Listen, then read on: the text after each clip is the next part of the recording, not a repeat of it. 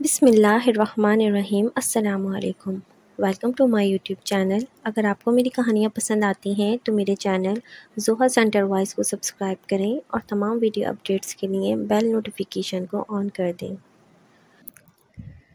میں نے جب سے ہوش سنبھالا تھا اپنی پھوپھی ماں کو ایسے ہی دیکھا تھا، نہ جانے کیوں انہیں بیٹھے بیٹھے کیا ہو جاتا، بار بار باہر کا دروازہ کھول کر دیکھتی جیسے کسی کا انتظار ہو، آدھی رات کو بھی کھڑکی کھولے دیکھتی جیسے کسی نے آنا ہو۔ میرے ابو اور چاچو ان کا بہت خیال رکھتے تھے، مگر ہر کوئی ان کی حالت کو سمجھتا نہیں تھا۔ سب یہی کہتے تھے، بہت علاج کروایا لیکن کوئی فرق ہی نہیں پڑا۔ ابو بتاتے ہیں ہماری بہن ہمیشہ سے ایسی نہ تھی، یہ تو ہم بھائیوں سے بھی زیادہ سمجھدار تھی۔ ان کی باتیں سن کر تو نہیں لگتا تھا انہیں کبھی کوئی دماغی مسئلہ ہوا ہو۔ سب گھر والے مجھے کہتے تھے، مہرو بالکل اپنی پھوپھی پر گئی ہے، وہی قد، ویسی ہی رنگت، سنہری آنکھیں۔ میں لاہور چھوٹے چاچو کے ہاں رہتی تھی، جو کہ کافی سال پہلے لاہور شفٹ ہو گئے تھے۔ پڑھائی کی وجہ سے کچھ عرصہ پہلے چاچو کے ہاں آ گئی تھی۔ میرے سیکنڈ ایئر کے امتحانات ختم ہو گئے تھے اور میں ہر بار کی طرح چھٹیوں میں اپنے گھر پر موجود تھی۔ پھوپھی ماں کو دیکھا تو بہت پریشان ہوئی، وہ پہلے سے بہت کمزور ہو گئی تھیں۔ وہ میرے ابو اور دونوں چاچو سے چھوٹی تھیں، لیکن بیماری کی وجہ سے وہ دونوں سے بڑی لگتی تھیں۔ اس بار تو میں نے پہلے سے بھی زیادہ ان میں بے چینی دیکھی۔ وہ آدھی آدھی رات تک کھڑکی کھولے سامنے راستے کو تکتی رہتی۔ میں جب بھی گھر میں آتی تھی انہی کے ساتھ کمرے میں رہتی تھی، مجھے ان سے باتیں کرنا اچھا لگتا تھا۔ وہ بیٹھے بیٹھے جانے کہاں کھو جاتی، کبھی مسکراتی، کبھی شرمانے لگتی اور کبھی گھٹنوں پر سر رکھے روتی رہتی۔ میں اکثر ان سے پوچھا کرتی تھی، پھوپھی ماں آپ ہنسی کیوں ہیں، اب رونے بیٹھ گئیں، کیا ہوا؟ وہ بس خاموشی سے میرا چہرہ تکتی رہتی۔ ساون کا مہینہ شروع ہو چکا تھا، بادل آتے چھا جاتے اور پھر خوب برستے۔ ایسے موسم میں پھوپھی ماں کی بے چینی دیکھی نہیں جاتی تھی۔ رات کو پھر ان کی طبیعت خراب ہو گئی، وہی دورے والی کیفیت تھی۔ ڈاکٹر آیا، دوا دی، چلا گیا۔ پھوپھی ماں کی طبیعت کچھ بہتر ہوتے ہی سب اپنے کمروں میں چلے گئے۔ میں انہی کے پاس بیٹھ گئی۔ وہ چہرے سے بہت نڈھال اور تکلیف میں لگ رہی تھیں۔ کیا غم ہے پھوپھی ماں؟ ایسی کون سی پریشانی ہے جو آپ کو اندر ہی اندر ختم کیے جا رہی ہے؟ انہوں نے اپنی تھکی تھکی آنکھوں سے مجھے دیکھا اور پھر آہستہ آہستہ انہوں نے مجھے اپنی داستان سنا دی۔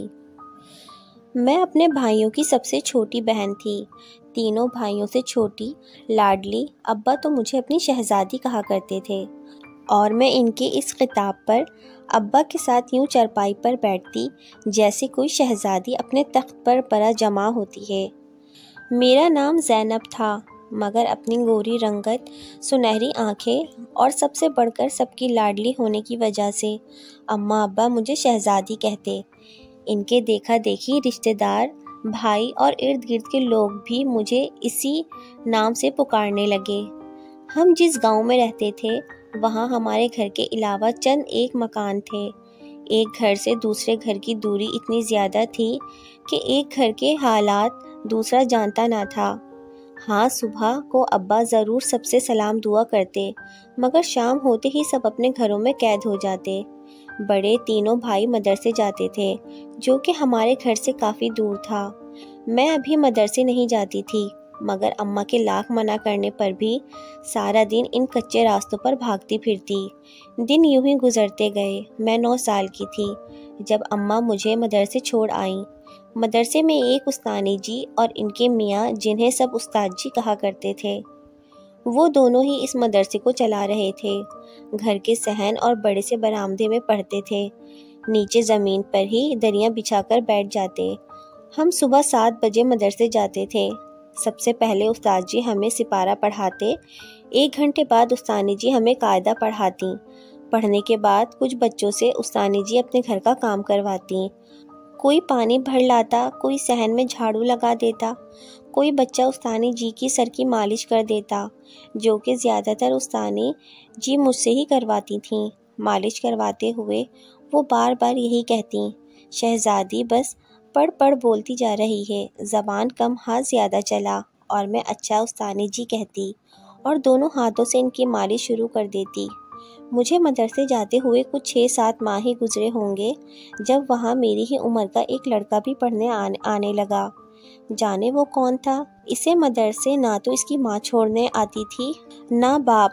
استاد جی تو کئی بار اس سے کہہ چکے تھے کہ اپنے باپ بھائی سے ملواؤ، مگر وہ ہر بار اچھا کہہ کر خاموش ہو جاتا۔ سپارے کا سبق بھی وہ سب سے پہلے یاد کرتا اور قاعدہ بھی سب سے پہلے سنا دیتا۔ اب تو دونوں بہت خوش تھے اس سے، اور دوسرے بچوں کو اکثر اس کی مثال بھی دیتے۔ دیکھو نکمو، بعد میں آیا ہے اور تم سب سے آگے نکل گیا۔ مجھے اس بات پر بہت غصہ آتا، اس کی وجہ سے ہمیں ڈانٹ پڑتی تھی۔ میرے غصے سے دیکھنے پر وہ مجھے دیکھ کر مسکراتا رہتا۔ میں جہاں بھی بیٹھتی وہ جگہ بنا کر میرے ساتھ ہی بیٹھ جاتا۔ میں اکثر اس سے کہہ دیتی، کیا ہے جاؤ کہیں اور بیٹھو، اور کوئی جگہ نہیں ملتی؟ وہ بس یہی کہتا، نہیں، اور مجھے دیکھ کر مسکرا جاتا، اور میں پاگل کہہ کر پھر اپنا قاعدہ اونچی اونچی آواز میں پڑھنے لگتی۔ مجھے مدرسے آتے ہوئے 1.5 سال کا عرصہ گزر چکا تھا۔ میں 12ویں سال میں تھی، مگر میں اپنی عمر سے بڑی لگتی تھی۔ نکلتا ہوا قد، گوری چٹی رنگت، سنہری آنکھیں جن میں اب میں کاجل ڈالنے لگی تھی۔ کالا کاجل لگانے سے آنکھیں اور نمایاں ہونے لگتیں۔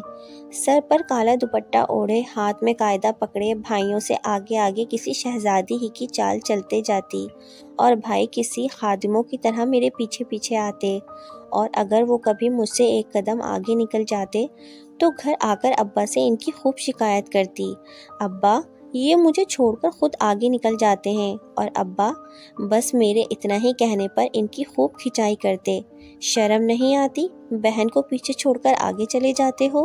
اور وہ بیچارے سر جھکائے رہتے، مجھ سے لڑتے بھی نہیں تھے۔ بہت پیار تھا انہیں مجھ سے۔ چاچا غلام الدین کے کھیتوں سے گزرتے ہوئے جب ہم کچے راستے پر آتے تھے تو دور سے ہی استانی جی کا مدرسہ نظر آنے لگتا، اور مدرسے کے گیٹ پر کھڑا شاہ عالم بھی، وہی جو مدرسے میں میرے ساتھ ساتھ بیٹھتا تھا۔ پہلے تو میں نے دھیان ہی نہیں دیا تھا وہ گیٹ پر کیوں کھڑا ہوتا ہے، مگر اب مجھے پتہ چل گیا تھا وہ میرے لیے کھڑا رہتا ہے۔ اب تو مجھے بھی عادت پڑ گئی تھی اپنے انتظار میں اسے کھڑا رہنے دیکھنے کی۔ مجھے دیکھتے ہی اس کے چہرے پر وہی مسکراہٹ آ جاتی، اور میرے ساتھ ہی وہ مدرسے کے اندر جاتا، اور اب مجھے یہ بھی پتا تھا یہ میرے ساتھ ہی بیٹھے گا۔ مجھے اس سے بات کرنا، اپنے لیے گیٹ پر اس کا کھڑا رہنا بہت اچھا لگنے لگا تھا۔ ایسا لگتا تھا میرے غلاموں میں ایک اور غلام کا اضافہ ہو گیا ہے۔ میں نے کہا نا، میں صرف نام کی شہزادی نہیں، خود کو شہزادی مانتی بھی تھی۔ اس کی ایک بات عجیب تھی، وہ مجھے شہزادی نہ کہتا تھا بلکہ گوری کہتا تھا۔ اسے میں نے پوچھا بھی، تم مجھے گوری کیوں کہتے ہو؟ کہتا، تم پر یہی نام اچھا لگتا ہے۔ اچھا تو مجھے بھی لگتا تھا اس کا یوں گوری کہنا، بس اوپر اوپر سے غصہ دکھاتی تھی۔ اب تو مدرسے کے علاوہ بھی وہ مجھے ملتا تھا۔ کبھی اکثر جب میں سہیلیوں کے ساتھ کھیل رہی ہوتی، وہ سامنے برگد کے درخت کے پاس بیٹھا مجھے دیکھتا رہتا، اور میں اپنی سہیلیاں چھوڑ کر اس کے پاس آ جاتی، اور پھر ہم گاؤں کی گلیوں میں گھومتے پھرتے، خوب باتیں کرتے۔ شام کو جب میں گھر آتی تو اماں خوب سناتی، اور میں ہر بار کی طرح اپنے ابا کے پیچھے چھپ جاتی۔ ہمیں اسی طرح اکٹھے 3 سال کا عرصہ گزر گیا۔ اب تو مجھے اس کی اتنی عادت پڑ گئی تھی، اسے نہ دیکھتی نہ باتیں کرتی تو لگتا جیسے کیا کھو گیا ہے۔ سارا دن کھوئی کھوئی سی رہتی، سمجھ میں نہ آتا کیا ہو گیا ہے۔ کبھی کوئی کام خراب کر دیتی، اماں مانگتی کچھ، لا کر کچھ ان کے ہاتھ میں پکڑا دیتی۔ ابھی بھی اماں سے خوب ڈانٹ کھا کر اندر آئی تھی۔ اماں صحن صاف کرنے کے لیے جھاڑو مانگ رہی تھیں، اور میں نے چمچ لا پکڑایا۔ پھر کیا تھا، وہی چمچہ اماں نے میرے ہاتھوں پر مارا۔ کیا باولی ہو گئی ہے، تیری عمر کی تھی میں جب پورا گھر سنبھال لیا تھا، ایک تو ہے کسی کام کی نہیں۔ اور میں اندر ہاتھوں کے درد کو بھلائے یہی سوچ رہی تھی، آج شاہ عالم نہیں آیا، اسے میرا خیال ہی نہیں، اور ٹپ ٹپ آنکھوں میں جھری لگ گئی۔ وہ تو بڑا بھائی اندر آیا اور مجھے پیار کرنے لگا۔ پگلی کیوں رو رہی ہے؟ اماں تو بس ایسے ہی بولتی رہتی ہیں، اماں سے بات کرتا ہوں۔ بھائی نے اماں سے کہا، دیکھو اماں، ہماری شہزادی کی آنکھیں رو رو کر کیسے لال ہو رہی ہیں۔ بھائی اور بھی پتہ نہیں کیا اماں سے کہہ رہا تھا۔ میں نے نہیں سنا، مجھے تو بس ایک ہی فکر تھی، آج شاہ عالم نہیں آیا، اب تو رات ہونے والی ہے اور میں باہر بھی نہیں جا سکتی۔ ابھی میں یہی سوچ رہی تھی کہ شاہ عالم مجھے اپنے کمرے کے دروازے سے اندر آتا دکھائی دیا۔ میں حیرت اور خوشی سے بس اسے دیکھتی جا رہی تھی۔ وہ میرے بالکل پاس آ کر بیٹھ گیا، کچھ پریشان بھی لگ رہا تھا، مگر چہرے پر وہی مسکراہٹ سجائے مجھے دیکھ رہا تھا۔ اس کی براؤن آنکھوں میں اتنی چمک تھی، یوں لگ رہا تھا میرے سامنے کوئی آئینہ ہو اور مجھے اپنا عکس ان آنکھوں میں صاف نظر آ رہا تھا۔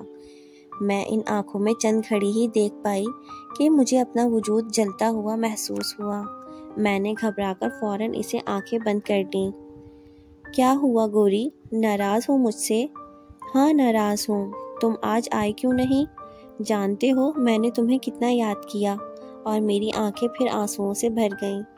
میں تو ہر پل تمہارے ساتھ رہتا ہوں، بس تمہیں دکھائی نہیں دیتا۔ مجھے ایسا ساتھ نہیں چاہیے شاہ عالم جس میں مجھے تم دکھائی نہ دو۔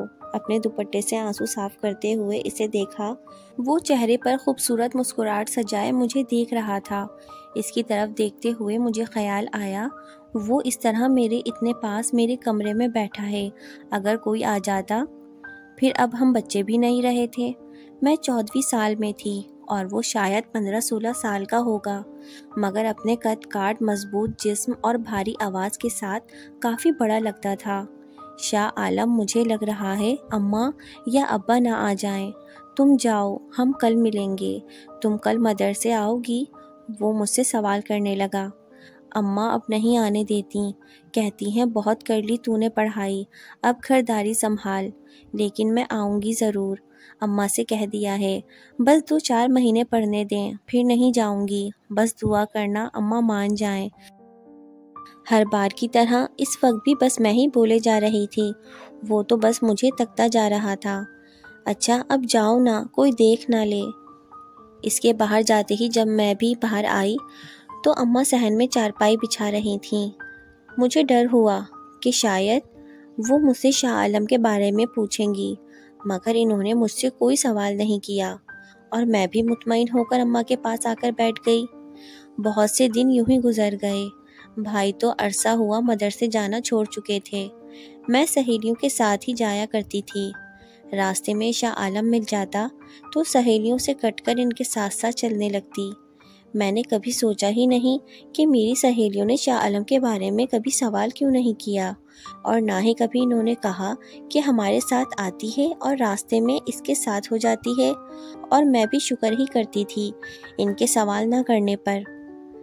ساون کا مہینہ شروع ہو چکا تھا، میں مدرسے جانے کے لیے تیار ہو رہی تھی جب کالی گھٹاؤں نے پورے آسمان کو اپنی لپیٹ میں لے لیا۔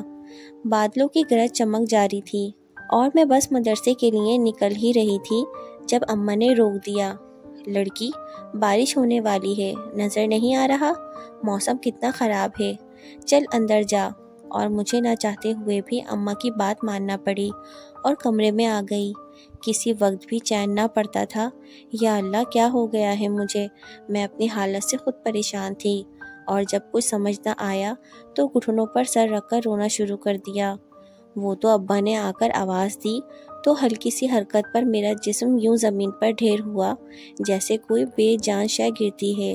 ابا نے جلدی سے آ کر مجھے سنبھالا۔ کیا ہوا بیٹا، طبیعت تو ٹھیک ہے؟ تو کچھ کھاتی بھی تو نہیں ہے؟ ماں تیری کہہ رہی تھی صبح سے اندر بھوکی پیاسی بیٹھی ہے، اب تو مغرب ہو گئی بیٹا، چل باہر، سب کھانے پر تیرا انتظار کر رہے ہیں۔ اور میں حیرت میں گم تھی، تو کیا رات ہو گئی اور میں صبح سے اسی طرح بیٹھی ہوں؟ مجھے وقت گزرنے کا پتہ کیوں نہ چلا؟ مجھے کچھ سمجھ نہیں آ رہا تھا میرے ساتھ کیا ہو رہا ہے۔ مجھے صرف کل کا انتظار تھا۔ ساری رات میں نے کروٹیں بدلتے گزاری تھی۔ جیسے ہی دن چڑھا میں بنا اماں کو بتائے گھر سے نکل گئی۔ سارا راستہ جگہ جگہ بارش کا پانی کھڑا تھا۔ بارش بھی تو پورا دن اور پوری رات برستی رہی تھی، جانے کتنی بار کچی مٹی پر میرا پاؤں پھسلا، کتنی بار گری اور کتنی بار خود کو سنبھالا۔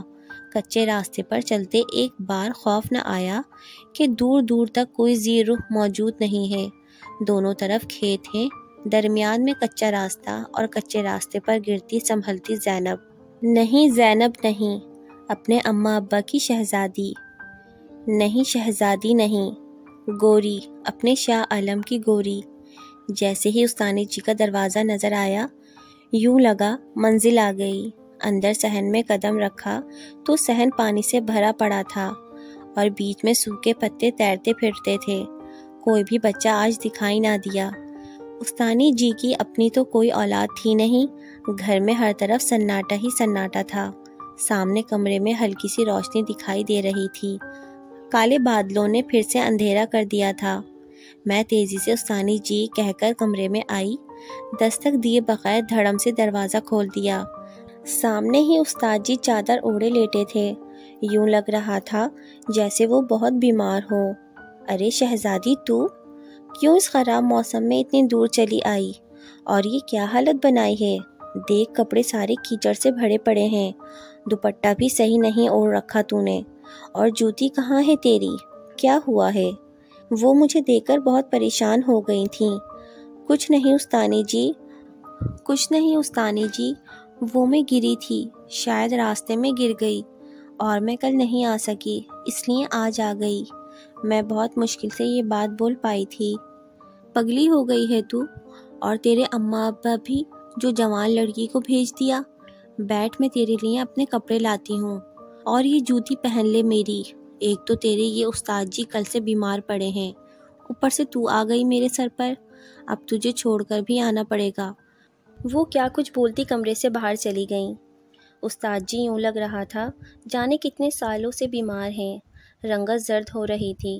میں انہی کو دیکھ رہی تھی جب انہوں نے اپنی آنکھیں کھول کر مجھے دیکھا اور ہاتھ کے اشارے سے مجھے اپنے پاس بلایا۔ میں ان کے پاس چارپائی پر ہی بیٹھ گئی۔ تجھ سے کچھ بات کرنی ہے بیٹی۔ جی بولیے استاد جی۔ باہر پھر سے بارش شروع ہو چکی تھی۔ تم شاہ عالم سے ملنے آتی تھیں؟ میں حیرانی سے انہیں دیکھنے لگی۔ وہ کچھ دیر چھت کو گھورتے رہے اور آہستہ آہستہ بتانے لگے۔ جانتی ہو کل کیا ہوا؟ شاہ عالم کے سوا کوئی بچہ موجود نہ تھا۔ آسمان پر جیسے ہی کالے بادل آئے، میں نے کہا شاہ عالم باہر صحن میں رکھی چاول اور گندم کی بوریاں تو خراب ہو جائیں گی، انہیں سامنے والے کمرے میں رکھوا دو، باہر سے بلوا لو کسی کو، اس سے پہلے کہ بارش ہو جائے۔ میرا ایک جوتا پاؤں میں اور دوسرا ابھی پاؤں میں ڈالا نہ تھا، وہ گیا اور آ بھی گیا۔ مجھے غصہ آ گیا۔ لڑکے، تجھے کہا ہے کسی کو بلواؤ، میری بات ابھی پوری بھی نہ ہوئی تھی۔ وہ بول پڑا، جی استاد جی رکھوا لی ہیں۔ کیا؟ کس نے رکھی؟ میں نے استاد جی۔ میں سمجھا شاید مذاق کر رہا ہے۔ میں نے خود کمرے میں جا کر دیکھا تو تمام بوریاں طریقے سے ایک کے اوپر ایک پڑی تھیں۔ میں واپس کمرے میں آیا تو وہ میری چارپائی کی چادر صحیح کر رہا تھا۔ میں نے اس کے کندھے پر ہاتھ رکھ کر اپنی طرف موڑا اور پوچھا، تو کون ہے شاہ عالم؟ کہاں سے آیا ہے اور کس لیے؟ قرآن پڑھنے تو نہیں آیا ہوگا؟ تو جب میرے پاس آیا تھا چند دنوں بعد ہی میں جان گیا تھا تو قرآن پہلے سے پڑھا ہوا ہے، پھر کیوں آتا رہا یہاں اتنے سال؟ وہ جان گیا تھا، میں اسے پہچان گیا ہوں۔ جانتی ہو اس نے مجھے کیا جواب دیا؟ باہر بہت زور کی بجلی کڑکی تھی، زینب کے لیے۔ میں جو بت بنی سن رہی تھی استاد جی کو دیکھنے لگی۔ شہزادی، تیرا ہی نام زینب ہے نا؟ میں صرف ہلکا سا سر ہی ہلا سکی۔ کل کی رات مجھ پر بہت بھاری گزری ہے۔ وہ جانے کو بالکل بھی تیار نہیں تھا۔ میں نے بڑی مشکل سے اسے یہاں آنے سے روکا ہے۔ چلا گیا ہے وہ واپس، تجھے پریشان ہونے کی ضرورت نہیں ہے، اب وہ نہیں آئے گا۔ اور مجھے استاد کی کسی بات کی خاک سمجھ نہ آئی سوائے اس کے شاہ عالم چلا گیا، وہ نہیں آئے گا، استاد جی نے اسے بھیج دیا۔ کیا ظلم کر دیا! میں اب اسے کہاں ڈھونڈوں؟ مجھے تو اس کے گھر کا بھی نہیں پتا۔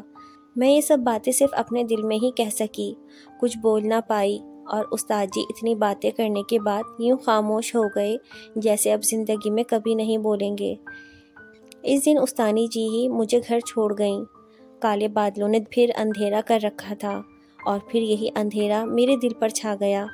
میرے دل کی رات میں کبھی صبح نہ ہوئی۔ مجھے ہر چیز اندھیرے میں ڈوبی ہوئی نظر آئی۔ سامنے پڑی چیز نہ دکھائی دیتی۔ چلتی تو کئی بار ٹھوکر کھا کر گر پڑتی، پاؤں لہو لہان ہو جاتے اور مجھے خبر نہ ہوتی۔ اماں مجھے پکڑ کر مرہم پٹی کر دیتی، میرے سر کی مالش کرتی، بکھرے بال سمیٹتی۔ وقت پر لگا کر اٹھتا گیا۔ دونوں بھائیوں کی شادیاں ہو گئیں، گھر میں 2 بھابیاں آ گئیں۔ کوئی بھی مجھے کام نہ کہتا، پھر بھی جانے میں سارا دن کیا تلاش کرتی رہتی۔ باہر جاتی تو کبھی اماں کا ہاتھ چھڑا کر برگد کے درخت کی طرف بھاگتی اور کبھی استانی جی کے ویران صحن میں جا بیٹھتی جہاں اب کوئی نہ رہتا تھا۔ استانی جی کو 7 سال ہو گئے تھے گزرے ہوئے، اور استاد جی تو کب کے مر کھپ گئے تھے۔ جانے کہاں بھیج دیا میرے شاہ عالم کو۔ میری حالت کو دیکھ کر گھر والے بہت پریشان رہتے تھے۔ کبھی دم کرواتے، حکیموں سے دوائیاں لا لا کر اماں کھلاتی، مگر میں اپنی ہی حالت سے بے خبر تھی۔ مجھے دم کا، دوا کا کوئی اثر نہ تھا۔ اب سب مجھے جھلی کہنے لگے تھے۔ اب تو ابا بھی مجھے شہزادی سے جھلی کہنے لگے۔ اکثر اماں سے کہتے، رحمتیں نہ کہا کر کچھ میری جھلی کو، یہ تو جھلی ہے، ٹھیک ہو جائے گی۔ میری اسی حالت کو 5 سال گزر چکے تھے۔ اماں اکثر ابا سے میری شادی کی بات کرتے ہوئے رو پڑتیں۔ شہزادیوں جیسی بچی تھی میری، جانے کس کی نظر لگ گئی میری بچی کو۔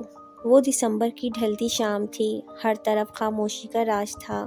سب اپنے کمروں میں گرم لحاف اوڑھے بیٹھے تھے۔ سرد ہواؤں کا شور سنائی دے رہا تھا۔ اب تو آس پاس کافی گھر بن چکے تھے، پھر بھی شام ہوتے ہی سناٹا ہر سو پھیل جاتا تھا۔ چاند کی ہلکی سی روشنی تھی۔ میں باہر کا دروازہ بند کرنے آئی، جو ہوا کے زور سے بار بار آپس میں ٹکرا رہے تھے۔ مجھے باہر برگد کے درخت کے پاس کسی کا ہیولا نظر آیا۔ ایک پل کو میرے دل کی دھڑکن بڑھ گئی، اور پھر اگلے ہی لمحے میرا دل ایسے کھینچتا چلا گیا جیسے کوئی دور سے پتنگ کھینچتا ہے، اور دل کا گمان یقین میں بدلتا جا رہا تھا۔ وہی ہے، ہاں یہ وہی ہے۔ دل چیخ رہا تھا، رو رہا تھا، خوشی منا رہا تھا، مجھے کچھ معلوم نہیں، اور میں اس کے سامنے کھڑی ہو گئی۔ ہری ہری روشن چمکدار آنکھیں، بکھرے بال، بکھرا بکھرا سا وجود، ہاں لیکن چہرے پر وہی مسکراہٹ تھی جس نے مجھے دیوانہ بنا رکھا تھا۔ شاہ عالم، یہ تم ہو نا؟ ہاں گوری، یہ میں ہوں، تمہارا شاہ عالم۔ میرے ہوتے تو یوں چلے جاتے، پل پل جینے اور مرنے کے لیے۔ جانتا ہوں میں کبھی بھی تمہاری حالت سے بے خبر نہیں تھا، لیکن میں مجبور تھا۔ مجھے استاد جی نے جانے پر مجبور کر دیا تھا۔ وہ مجھے قید کرنا چاہتے تھے، مگر میرے باپ نے آ کر ان کی طاقت کو ختم کر دیا۔ وہ نہیں چاہتے تھے ان کا بیٹا کسی کی قید میں رہے۔ وہ استاد جی کو ختم کرنا چاہتے تھے، مگر پھر میں نے استاد جی سے کہہ دیا میں چلا جاتا ہوں، تاکہ میری وجہ سے استاد جی کو کچھ نہ ہو۔ یہ شاہ عالم کیا کہہ رہا تھا، میں سمجھ نہیں پا رہی تھی۔ کیوں؟ استاد جی تمہیں قید کیوں کرنا چاہتے تھے؟ وہ کیوں چاہتے تھے شاہ عالم تم چلے جاؤ؟ تم نے کیا بگاڑا تھا ان کا؟ وہ جان گئے تھے گوری، میں تم سے محبت کرتا ہوں اور تمہارے ساتھ رہنا چاہتا ہوں، اور تمہیں چھوڑ کر جانا نہیں چاہتا۔ میں بہت مشکل سے تم تک پہنچا ہوں۔ اب تو نہیں چلے جاؤ گے نا مجھے چھوڑ کر؟ نہیں جاؤں گا، چاہے کچھ بھی ہو جائے۔ اگر تم چلے گئے شاہ عالم تو میں پاگل ہو جاؤں گی۔ دیکھو میں کتنا تھک چکی ہوں تمہیں ڈھونڈ ڈھونڈ کر۔ جانتا ہوں میں تو ہمیشہ سے تمہارے ساتھ ہی تھا، بس تمہیں دکھائی نہیں دیتا تھا۔ دسمبر کی یہ رات آہستہ آہستہ بھیگ رہی تھی، اور 2 پیار کرنے والے اپنے انجام سے بے خبر اندھیری رات میں اپنی محبت کی صبح کا انتظار کر رہے تھے۔ وہ صبح ہوئی اور سب نے دیکھا، زینب آج پہلی جیسی شہزادی لگ رہی تھی۔ صاف ستھرے کپڑے پہنے، بالوں کو کنگھی کیے، لمبی چوٹی بنائے، آنکھوں میں کاجل لگائے، پورے گھر میں ٹہلتی پھرتی، جھلی کی طرح نہیں، کسی تتلی کی طرح، قوس قزح کی طرح، جو دیکھتا نظر نہ ہٹا پاتا۔ ایسا روشن چہرہ، آج تو شہزادی واقعی شہزادی لگ رہی تھی۔ سب کی زباں پر یہی بات تھی۔ وہ اپنے ابا کے پاس بیٹھی پہلے کی طرح ان سے باتیں کر رہی تھی، اور وہ آنکھوں میں ڈھیر محبت لیے اپنی بیٹی کو دیکھ رہے تھے، اور دل ہی دل میں اس کی خوشیوں کی دعائیں مانگ رہے تھے۔ اماں میں آج اپنی سہیلیوں سے ملنے جانا چاہتی ہوں، اب تو وہ مجھ سے ملنے ہی نہیں آتی۔ ہاں بیٹی جاؤ۔ وہ اپنی بیٹی کی کوئی بات آج ٹالنا نہیں چاہتی تھیں۔ وہ ہنستے مسکراتے چہرے کے ساتھ ماں کو ہاتھ ہلاتی دروازے سے باہر چلی گئی۔ برگد کے درخت کے پاس شاہ عالم کھڑا اسی کو دیکھ رہا تھا۔ دونوں ایک دوسرے کا ہاتھ تھامے جانے کتنی دیر چلتے رہتے، کچا راستہ ابھی بھی ختم نہ ہوا تھا۔ اچانک پیچھے سے ٹن ٹن کی آوازیں آنے لگیں۔ دونوں نے پلٹ کر دیکھا تو ایک بیل گاڑی آ رہی تھی۔ وہ دونوں اب اس بیل گاڑی میں بیٹھے تھے۔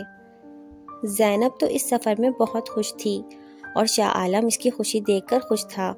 بیل والے نے اپنے پاس رکھا چھوٹا سا ریڈیو آن کر رکھا تھا۔ گلوکارہ اپنی خوبصورت آواز میں گا رہی تھی۔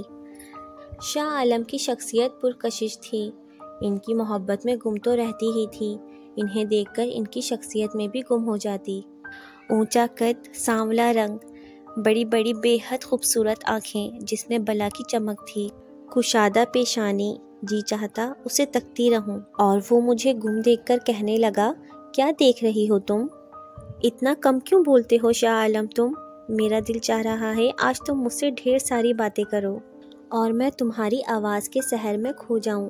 اتنی خوبصورت دل میں اتر جانے والی آواز میں نے پہلے کبھی نہیں سنی۔ ہم بیل گاڑی سے اتر چکے تھے اور ہمارے سامنے کھلا میدان تھا۔ میں یہاں اپنی طاقت استعمال کر سکتا ہوں گوری؟ میں کوئی سوال کرتی۔ شاہ عالم نے اپنا ہاتھ میرے آنکھوں پر رکھا اور میرا ہاتھ اپنے ہاتھ میں لے لیا اور ساتھ ہی آواز آئی، آنکھیں کھولو گوری۔ اور جب میں نے آنکھیں کھولیں میرے سامنے بے حد خوبصورت نظارہ تھا، کسی محل کی طرح نہیں، وہ محل ہی تھا، سفید کلر کا، جس کے گولڈن دروازے تھے۔ اندر چلو گوری، یہ تمہارا گھر ہے۔ اور میں بے یقینی سے کبھی شاہ عالم کو کبھی محل کو دیکھتی۔ اندر قدم رکھتے ہی ڈھیروں گلاب کی کلیاں مجھ پر برسیں۔ میں جیسے پاؤں اٹھا کر زمین پر رکھتی، میرے قدموں کے نیچے گلاب کے پھول بکھر جاتے۔ سفید رنگ کے مور ادھر ادھر جھوم رہے تھے۔ سفید پانی کا چشمہ جس کی میٹھی آواز کانوں میں رس گھول رہی تھی۔ زمین پر گھاس یوں بچھی تھی جیسے مخملی قالین۔ جانے میں کتنی دیر اس محل میں گھومتی رہی۔ بڑے بڑے فانوس جس میں جلتی شمع ہر چیز کو روشن بنا رہی تھی۔ یہ ہمارا کمرہ ہے گوری۔ بہت بڑے اور بے حد خوبصورت کمرے میں ہم اس وقت کھڑے تھے۔ یہ تمہارا لباس ہے، تم اسے پہن لو، آج ہماری شادی ہے، بس ایک بار یہ نکاح ہو جائے پھر ہمیں کوئی جدا نہیں کر سکے گا۔ تم تیار ہو جاؤ، میں آتا ہوں۔ بے حد خوبصورت لباس جسے پہن کر میں نے خود کو آئینے میں دیکھا تو ایک پل کے لیے مجھے لگا میرے سامنے کوئی شہزادی کھڑی ہے۔ جانے کیسے اس سحرزدہ لمحوں میں مجھے ابا کا خیال آ گیا۔ کاش ابا مجھے دیکھتے، آج تو میں سچ مچ ان کی شہزادی لگ رہی ہوں۔ خود میں گم جانے کتنا وقت گزر گیا۔ شاہ عالم میرے پاس موجود تھا۔ ابھی ہمیں کچھ ہی وقت ساتھ گزرا تھا کہ ہر طرف ہلچل مچ گئی، ہر چیز اپنی جگہ سے ہلنے لگی۔ میں شاہ عالم کو دیکھنے لگی جو بے حد پریشان لگ رہا تھا۔ باہر سے باتوں کی آواز آنے لگی، جانے کون سی عجیب بھدی آواز میں بول رہا تھا۔ شاہ عالم کے چہرے پر پریشانی بڑھتی جا رہی تھی۔ اس سے پہلے میں کچھ کہتی، کوئی شخص اندر داخل ہوا۔ اس کے پیچھے 2 عورتیں اور 2 مرد اور تھے۔ ان سب کے قد 8-8 فٹ سے زیادہ، رنگ کالے بتھے، چہرے خوفناک۔ میں انتہائی ڈر گئی اور شاہ عالم کے پیچھے چھپ گئی۔ تجھے کہا تھا نا اس لڑکی سے دور رہنا، لگتا ہے بات تیری سمجھ میں نہ آئی۔ تجھے سمجھانے کا ایک ہی طریقہ ہے، اس لڑکی کو ہی ختم کر دیا جائے۔ نہیں، آپ ایسا نہیں کر سکتے، میں اس کے بغیر نہیں رہ سکتا۔ یہ تو کیا کہہ رہا ہے؟ ایک بہت ہی خوفناک عورت چلتے ہوئے شاہ عالم کے قریب آ گئی۔ ہم تیرے ماں باپ ہیں، تیرا برا نہیں چاہیں گے، تو کیوں نہیں مان جاتا؟ یہ انسان ہے اور ہم جنات، ہمارا ان کا کوئی میل نہیں۔ تو چھوڑ دے اسے، ورنہ یہ سب مل کر تجھے ختم کر دیں گے اور اس لڑکی کو بھی۔ وہ آنکھوں میں آگ کے شعلے لیے میری طرف بڑھی۔ میں ڈر کر شاہ عالم سے چند قدم پیچھے ہٹی، لیکن میری نظریں ابھی بھی شاہ عالم پر لگی تھیں۔ میں کیا کروں ماں، میں اسے اپنے ساتھ ہمیشہ کے لیے لایا ہوں۔ آپ کو میرے ساتھ کوئی واسطہ نہیں رکھنا، نہ رکھیں، مجھے خود سے دور کر دیں، نکال دیں مجھے اپنے اس دائرے سے۔ میں کبھی واپس نہیں آؤں گا، اسے لے کر دور چلا جاؤں گا۔ یہ تیری بھول ہے لڑکے کہ ہم تجھے چھوڑ دیں گے، ایسا کبھی نہیں ہوگا۔ تو ابھی اور اسی وقت اسے ہمیشہ کے لیے چھوڑ دے، نہیں تو دوسری صورت میں اسے مرنا ہوگا۔ ابھی فیصلہ کر۔ شاہ عالم اپنے لوگوں کے آگے بے بس دکھائی دے رہا تھا۔ وہ مجھے اپنے سامنے مرتا ہوا بھی نہیں دیکھ سکتا تھا۔ وہ آہستہ قدموں سے چلتا ہوا میرے پاس آیا اور میرے قدموں میں گر گیا۔ میرا ہاتھ تھام کر مجھے بھی اپنے برابر بٹھا لیا۔ اس کی آنکھیں بے حد بجھی ہوئی لگ رہی تھیں۔ میں تمہیں آزاد کرتا ہوں زینب، ہمیشہ ہمیشہ کے لیے۔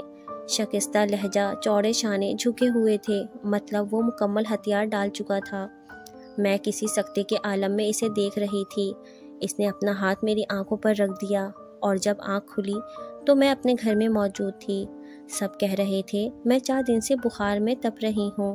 اماں جب میرے پاس آتی ایک ہی بات کرتی، کاش میری بچی اس دن میں نے تجھے روک لیا ہوتا، نہ جانے دیتی۔ تیرے گھر سے نکلتے ہی جانے کیسے اتنے بادل آ گئے اور ایسے گرجے برسے، کوئی حد نہیں۔ تجھے کہاں کہاں اس طوفان میں تیرے باپ بھائی ڈھونڈتے رہے اور تو 2 دن کے بعد سامنے برگد کے درخت کے پاس بے ہوش پڑی تھی، اور تب سے یہ بخار ختم ہونے کا نام نہیں لے رہا۔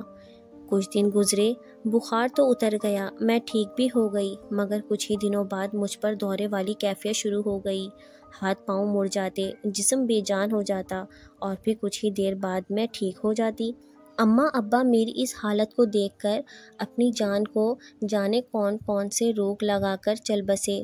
سب بھائیوں کی شادیاں ہو گئیں، سب بال بچوں والے ہو گئے۔ مجھے بھی کئی ڈاکٹروں حکیموں کو دکھایا، مگر مجھے کسی دوائی کسی دم کا کوئی اثر نہ ہوا، اور پھر آہستہ آہستہ سب نے مجھے میری اسی حالت کے ساتھ قبول کر لیا۔ مجھ سے اپنی زندگی کی تمام داستاں کہنے کے بعد وہ بالکل خاموش ہو گئیں۔ میں جو ایک سکتے کی کیفیت میں انہیں سن رہی تھی، ان کی خاموشی پر انہیں دیکھنے لگی۔ میں ان سے کچھ کہنا چاہتی تھی، مگر انہوں نے مجھے ہاتھ کے اشارے سے خاموش رہنے کو کہا اور ساتھ ہی کمرے سے باہر جانے کا بھی اشارہ کر دیا۔ میں چپ چاپ انہیں ایک دوبارہ پلٹ کر دیکھ کر کمرے سے باہر آ گئی۔ اپنی بھتیجی کو ساری بات کہنے کے بعد مجھے یوں لگا جیسے سینے پر کوئی بوجھ رکھا تھا اب اتر گیا ہو۔ مجھے اس چھوٹی بچی سے یہ باتیں کرنی چاہیے تھی یا نہیں، مگر اب میں سب کچھ کہہ چکی تھی۔ شاید میں تھک گئی تھی۔ اسے سب کہنے کے بعد میں اپنی چارپائی پر سیدھی لیٹ گئی۔ دور کہیں سے آتی آواز نے آنکھوں میں جھری لگا دی۔ پھوپھی ماں کی تمام کہانی سن کر میں سمجھ نہیں پا رہی تھی ان سے کیا کہوں۔ تمام رات برآمدے کے تخت پر میری گزر گئی۔ فجر کی اذان سن کر نماز کی نیت سے کمرے میں آئی تو پھوپھی ماں آنکھیں کھولے دروازے کو ہی تک رہی تھیں، مگر اب ان کی تلاش ہمیشہ کے لیے ختم ہو چکی تھی۔ وہ ہمیں چھوڑ کر جا چکی تھیں۔ میں پھوپھی ماں کو آوازیں دیتی ہوئی ان کی طرف بڑھی تو مجھے کھڑکی میں کسی کا ہیولا نظر آیا جو آہستہ آہستہ دھوئیں کی شکل اختیار کر کے غائب ہو گیا۔